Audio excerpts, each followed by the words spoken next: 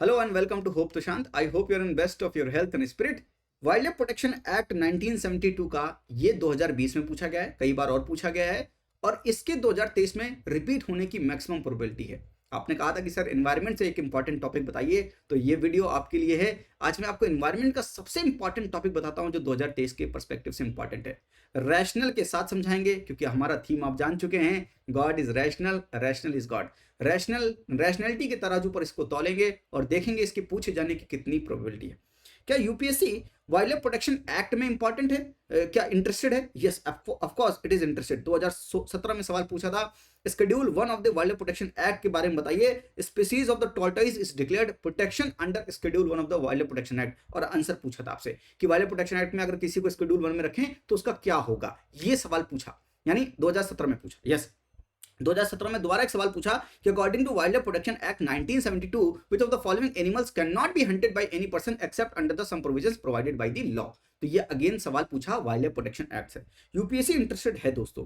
2020 में wild life protection act के particular plant species को अगर शेड्यूल 6 में रखा जाए तो उसका क्या होगा, उसका क्या इंप्लीकेशन होगा, ये सवाल पूछा है आपसे 2020 में। 17 में 2 बार पूछा, 20 में पूछा और लेटेस्ट जो है 2022 में भी सवाल पूछा। वाइल्ड लाइफ प्रोटेक्शन से ही पूछा, एक्ट से नहीं, चलो ठीक है, वाइल्ड लाइफ प्रोटेक्शन से पूछा और ये सवाल आपके सामने। आंसर नहीं बता रहा हूं मैं, मुझे पता है कि आप बहुत होशियार हैं, आपको आंसर पता है। मैं आज आपको समझाऊंगा कि ये इंपॉर्टेंट क्यों है और क्या इंपॉर्टेंट हो सकता है, क्या आपसे पूछा जाएगा, वो चीजें मैं आपको समझाने की भी कोशिश करूंगा इस छोटी सी वीडियो में, ताकि आपका कोई भी चीज छूटे नहीं। और अगर ये सवाल आपसे पूछ लिए गए, देखिए यूपीएससी एग्जामिनर मेरे घर में नहीं बैठता बगल में, उस समय पूछ कर आपको ही बता नहीं रहा, उसने प्रीवियस ईयर क्वेश्चन बताए हैं, उसके माइंडसेट को एनालाइज कर रहे हैं, उसके माइंडसेट को समझने की कोशिश कर रहे हैं through previous year questions, because they are the window to the UPSC question maker. और ये समझ रहे हैं कि इस बार क्यों पूछा जाएगा। क्या सर एक ही लॉजिक है आपके पास कि प्रीवियस ईयर क्वेश्चन पूछे गए तभी पूछा जाएगा? और भी लॉजिक आपको समझाते हैं। और रैशनल, पहला इंपॉर्टेंट क्यों है? क्योंकि प्रीवियस ईयर क्वेश्चन है। दूसरा इंपॉर्टेंट क्योंकि 1972 से 2022 50 ईयर्स कंप्लीट हो रहे हैं। तो 1972 से 50 साल किसी को कंप्लीट हो रहे हैं, तो दैट मींस कि वो इंपॉर्टेंट होगा। यूपीएससी की आदत है, मेरी आदत नहीं है पूछने की, यूपीएससी पूछता है ऐसी चीजें। और बहुत इंपॉर्टेंट करंट अफेयर में है क्योंकि लेटेस्ट अमेंडमेंट किया गया है वाइल्ड लाइफ प्रोटेक्शन एक्ट में 2022 में, इसलिए इसके अमेंडमेंट होने की वजह से करंट अफेयर में भी है, प्रीवियस ईयर में भी है, 50 साल भी हो रहे हैं, करंट अफेयर में भी है। अब क्या जान लोगे? इतना रैशनल काफी है इस सवाल के इंपॉर्टेंट होने का। और भी आप टॉपिक जो पढ़ते हो, आप अपने आप से कभी पूछो कि वो कितना इंपॉर्टेंट है और आप क्या पढ़ रहे हो, आप क्या कितना ढेर सारा पढ़ते हो और क्या पढ़ते हो। आप कभी पूछो क्या इनको पढ़ने की कोशिश करते हो जो इंपॉर्टेंट है। एक बार इंपॉर्टेंट वाली लिस्ट खत्म हो जाए, प्रायोरिटीज वाली चीजें खत्म हो जाए, उसके बाद कोई और भी चीज पढ़ो तो समझ आता है। आप कचरा बहुत ढेर सारा पढ़ते हो और जो पढ़ना चाहिए वो मिस कर देते हो। I am sorry for being harsh, but this is the reality of the students. ये इंपॉर्टेंट क्यों होगा? मैंने 3 रैशनल बताए। पीवाईक्यू 50 साल कंप्लीट हो रहे हैं, अमेंडमेंट हुआ है रिसेंटली, आपको याद क्या रखना है ये भी मैं आपको समझा रहा हूं। Some important points for prelims 2023. WA 1991 amendment, world life protection act में कई बार अमेंडमेंट हुआ है। 1991 का अमेंडमेंट बड़ा इंपॉर्टेंट है। क्यों? क्योंकि protection of the wild animals and birds को कॉन्करेंट लिस्ट में रख दिया गया। उसके पहले कॉन्करेंट लिस्ट में नहीं था, उसके पहले स्टेट लिस्ट में हुआ करता था। स्टेट लिस्ट में होने की वजह से पार्लियामेंट लॉ नहीं बना सकता। आर्टिकल 252 एक बार चेक कर लीजिएगा, जहां पर 2 से ज्यादा, 2 और मोर देन 2 स्टेट्स जब वो कंसेंट देते हैं पार्लियामेंट को, तभी वो बना सकता है स्टेट लिस्ट पर लॉस, उसके हिसाब से बनाया जा रहा था। लेकिन 1991 में अमेंडमेंट करके हमने wild life protection of wild animals and birds को कॉन्करेंट लिस्ट में बना, यानी सेंट्रल गवर्नमेंट पार्लियामेंट भी अब उसके ऊपर लॉ बना सकती है। तो पॉलिटी के परस्पेक्टिव से आर्टिकल 252 जरूर चेक कीजिएगा। पहली चीज समझ में आई। ये इंपॉर्टेंट चीजें इसलिए लिख कर आए क्योंकि यहां से पूछे जाने की प्रोबेबिलिटी बहुत ज्यादा है, यही पूछे जाने की।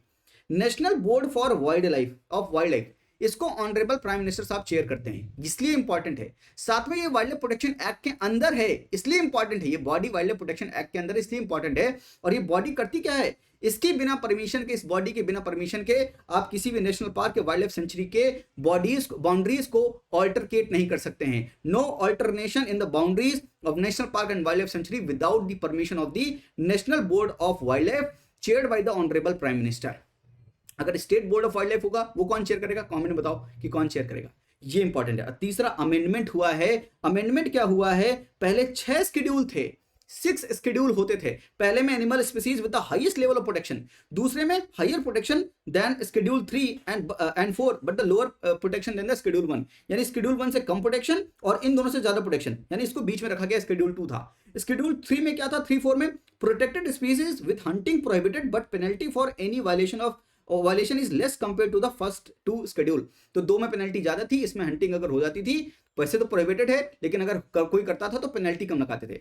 5th जो था वर्मिन के लिए था और 6 जो है प्रोटेक्टेड प्लांट स्पीसीज के लिए था। यहां से सवाल पूछ चुका है, यहां से भी पूछ चुका है, आपने देखा, ठीक है। अब इनको हटा दिया गया, 6 शेड्यूल नहीं, अब केवल 4 शेड्यूल हैं। पहला है animal species with the highest level of protection, दूसरा with the lower level of protection, तीसरा प्लांट स्पीसीज है, चौथा specimen listed under CITES appendices.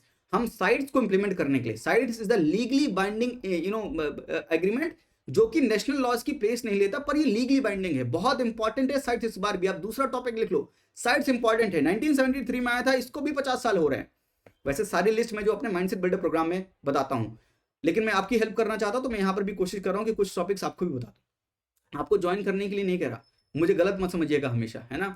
मैं वो टीचर नहीं कि जबरदस्ती आपको ज्वाइन कराऊं, सिंपल सी बात ये है। मैं बस ये कह रहा हूं कि साइट्स भी इंपॉर्टेंट है, wild life protection act 1972 important है, क्योंकि अब 4 शेड्यूल हैं। साइट्स को इंप्लीमेंट करने के लिए हमने अपने वाइल्ड लाइफ प्रोटेक्शन एक्ट 1972 में अमेंडमेंट किया है 2022 में, इसी को इंप्लीमेंट करने के लिए साइट्स एग्रीमेंट को, इसलिए शेड्यूल 4 में रखा है। जितनी भी स्पीसीज साइट्स के अपेंडिक्स में आते हैं उसको हम अपने शेड्यूल 4 में रखेंगे। तो पहले 6 शेड्यूल थे, अब केवल 4 शेड्यूल हैं। 4 कौन कौन से हैं ये भी मैंने बताने की कोशिश की है। प्लीज इतनी इंफॉर्मेशन तो आपको पता होनी चाहिए, इतनी इंफॉर्मेशन तो आपको पता होनी चाहिए। वैसे मैं पीडीएफ नहीं देता हूं, लेकिन अगेन ये सब आप लिखने नहीं बैठोगे, मुझे पता नहीं इस समय अब लिख पाओगे कि नहीं लिख पाओगे। इसकी पीडीएफ मैं अपने टेलीग्राम चैनल पे अपलोड कर दूंगा, वहां से आप डाउनलोड कर लीजिएगा। और प्लीज ये जो पॉइंट्स मैं आपको बता रहा हूं ये मत भूलिएगा। रैशनल मेरा आप समझ गए, प्रीवियस ईयर क्वेश्चन, 50 साल अमेंडमेंट हुआ है, साइट्स क्यों इंपॉर्टेंट है एंड हमारा वाइल्ड लाइफ प्रोटेक्शन एक्ट क्यों इंपॉर्टेंट है। इतने ढेर सारे पीवाईक्यू पूछ चुका, लेटेस्ट 2022 में पूछा है। फिर लोग कुछ भी पढ़ते हैं, जो पढ़ना चाहिए वो नहीं पढ़ते हैं, प्रीवियस ईयर क्वेश्चन का ढंग से एनालिसिस नहीं करते हैं, सोचते हैं सवाल कहां से आ गया।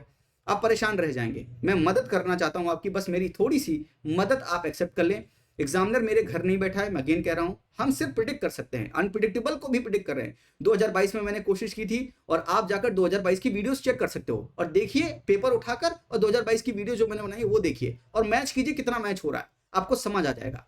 आज के लिए इतना ही, थैंक यू। अच्छा लगे तो लाइक जरूर करते हुए जाना, शेयर कर देना। कुछ लोग कहते हैं शेयर ही नहीं करेंगे सर, थोड़ा सा सेल्फिश हो जाते हैं, सेल्फिश मत होइए, है ना, शेयर कीजिए, सबका भला होना चाहिए। आज के लिए इतना ही, थैंक यू, नमस्ते, जय हिंद, टेक केयर।